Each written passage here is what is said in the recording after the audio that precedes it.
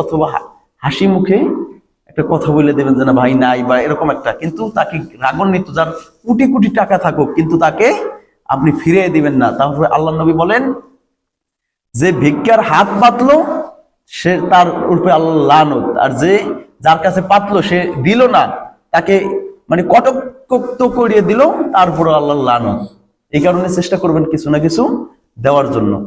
অনেক ঘটনা আছে, এই ক্ষেত্রে ওইদিকে যাব না, বললে অনেক সময় লাগবে। তো এই ক্ষেত্রে ভিক্ষুক কে আল্লাহর নবীর শিক্ষা করো না ভিক্ষা। এক সাহাবী আসছে আল্লাহ নবীর কাছে ভিক্ষা করতে, এক লোক, তখন আল্লাহ নবী বলছে কি আছে, বলছে আমার কিছুই নাই, একটা কম্বল আছে, কম্বলটা নিয়ে আসো। কম্বলটা নিয়ে আসেন, পরে বললেন এই কম্বলটা কার লাগবে? এক সাহাবী বললো ইয়া রাসূলুল্লাহ আমার লাগবে। এত টাকা এটার ধরতেই, তুমি এত টাকা দিয়ে নিয়ে যাও। নিয়ে গেছে, ওই টাকাটা আল্লাহ নবী একটা কুড়াল কাইটা কিনে দিছে, বলছে এই কুড়াল দিয়ে তুমি গাছ কাইটা বাজারে বিক্রি করবা, আর এই যে না এই বাকি টাকা এটা দিয়ে পরিবার পরিজন চালাইবা। কিছুদিন পর আইসা দেখতেছে আল্লাহ নবী সেই লোকটা আবার দেখা করতে আসছে, এখন তার গায়ের মধ্যে পোশাক অনেক সুন্দর। তখন আল্লাহ নবী খুশি হয়ে গেছেন। কি বুঝাইছেন? যে না, নবীর শিক্ষা করো না ভিক্ষা, আর যে ভিক্ষা করে তার কিন্তু ওই খাসলত থাকেও যায়। এই যে কিছুদিন আগেই মনে হয় আরো একটা নিউজ আসছে, আরো 1900 কত সালে জানি একটা ঘটনা আসছিল যে না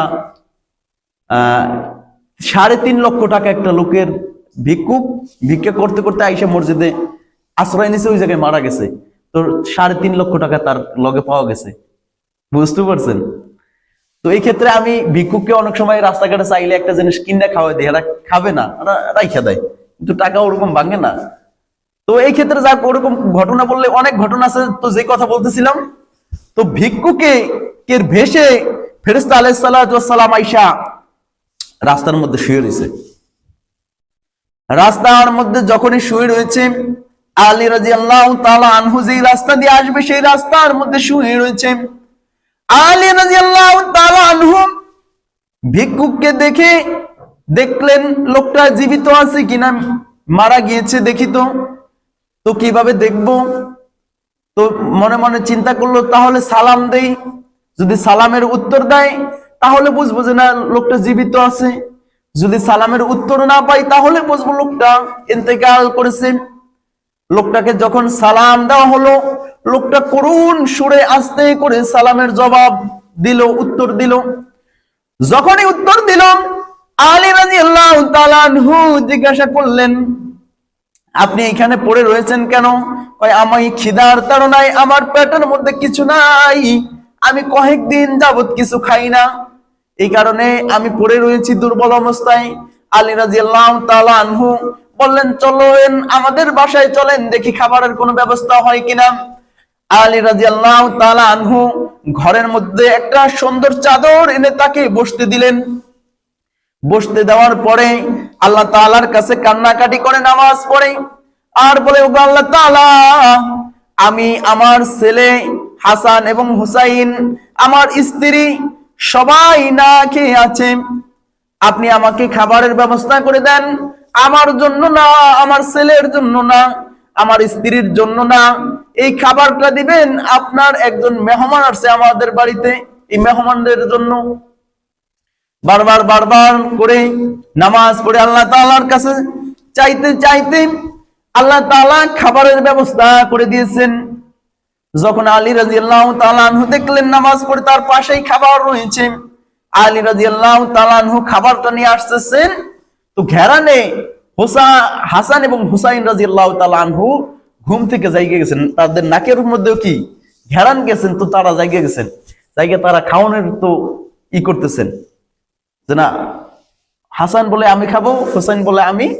তো দুজনেরকে ঠেলা দিয়ে সরাইয়া তো লইয়া নিয়ে আসছেন সেই মেহমানের জন্য।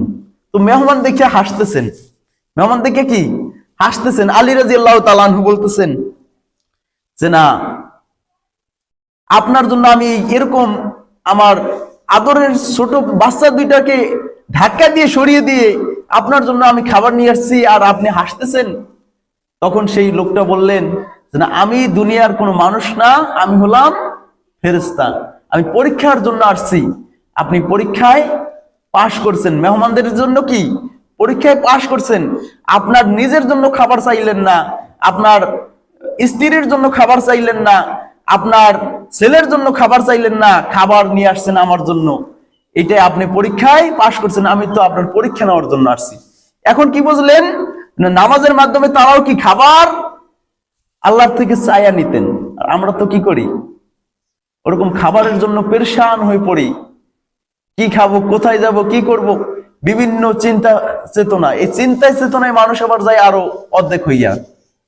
খাবার তো কি, যে খাবার খাইতো ওই খাবারটাও খাইতে পারে না চিন্তার কারণে।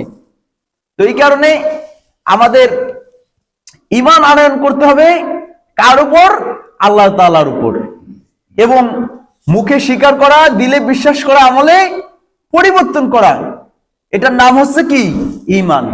যার মধ্যে যত ঈমান আছে সে তত নামাজ পড়ার জন্য, ইবাদত করার জন্য সে ছুটে আসে। যার মধ্যে ঈমানের ঘাটতি, সে দেখবেন ওরকম কি হাঁটতে পারে না, চলতে পারে না। যার মধ্যে দুনিয়ার মধ্যে দেখেন যেই লোকটা দুর্বল, সে হাঁটতে গেলে হাঁটতে পারে না, চলতে গেলে ওরকম চলতে পারে না।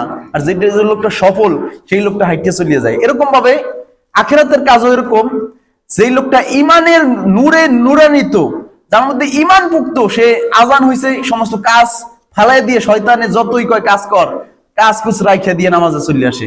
আর যার মধ্যে ওরকম চিন্তা চেতনা নাই, ঈমানের ঘাটতি, ঈমান দুর্বল, সে ওই কামের মধ্যেই শয়তান একটু বললে দেখে কাজ করার একটু, তাহলে এই কাজের মধ্যে কি পড়িয়া থাকে। আল্লাহ পাক রব্বুল আলামিন যে কথাগুলো বললাম, বলনেওয়ালা এবং শুননেওয়ালা সবাইকে আমল করার তাওফিক দান করুন। সকল বলুন আমিন।